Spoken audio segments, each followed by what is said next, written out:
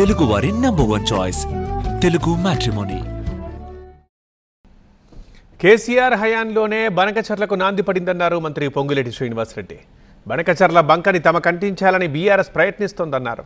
రైతు భరోసా పూర్తయిన సందర్భంగా సంబరాలకు పిలుపునిస్తున్నామన్నారు. అయితే పొంగులేటి వ్యాఖ్యలకు కౌంటర్ ఇచ్చారు మాజీ మంత్రి జగదీష్ రెడ్డి. ఆనాటి ప్రభుత్వం 2016లోనే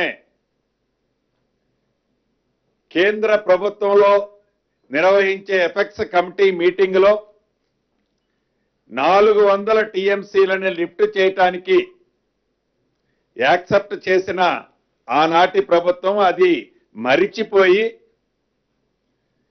ఈనాడు ఆ బంకచర్ల అనే బంకని ఈ ప్రభుత్వానికి రుద్దాలని ఒక గ్లోబల్ ప్రచారం చేయాలని తాపత్రయపడేదాన్ని కూడా కేబినెట్ లో చాలా ఫుల్ గా డీటెయిల్ డిస్కస్ చేయడం జరిగింది. కేసీఆర్ ఒప్పుకున్నాడు. కేసీఆర్ ఏం ఒప్పుకున్నాడు? మీరు కనుక వాడుకోవాలనుకుంటే కింది నుంచి అది మాకు కూడా కృష్ణా బేసిన్లో ఉండే మాకు కూడా ఉపయోగపడే పద్ధతులు అయితేనే మేము ఒప్పుకుంటామని చెప్పి స్పష్టంగా చెప్పినాం. నది ద్వారా కృష్ణా నది ద్వారా వెనక్కి తీసుకురమ్మని చెప్పినాం. ఒక్కటి కూడా కొత్త ప్రాజెక్టు కట్టే అక్కర లేదు. కొత్తగా 1 ఇంచు కాలువ తవ్వే అక్కర లేదు.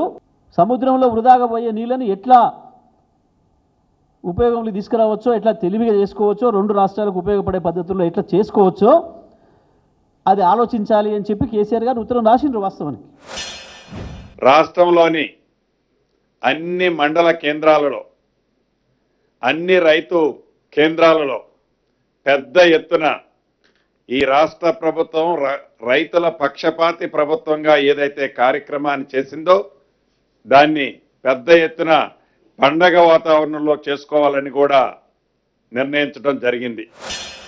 ఏడాదిని అర్థం దాటింది. మాట ఇచ్చి ఇప్పటికి 3 సార్లు ఎగ్గొట్టి 4వ కదా. పాత ఇచ్చి మొత్తం ఇచ్చి సంబరాలు చేయమనండి. బాకీ ఉన్నారు. ఇవాళ తెలంగాణ రైతాంగానికి దాదాపు 25,000 కోట్ల రూపాయలు బాకీ ఉన్నది. వీళ్ళు ఇప్పుడు అవన్నీ ఇచ్చి సంబరాలు చేస్తే మానే ఉండు. రకరకాల వంకలు పెట్టి రుణమాఫీ ఎగ్గొట్టినందుకు సంబరాలు చేస్తానరా? ఏది దేనికి సంబరాలు? రైతు సంతోషంగా ఉంటా సంబరాలు చేసుకోవడానికి? తెలుగు వారి #1 చాయిస్ తెలుగు మ్యాట్రిమోనీ.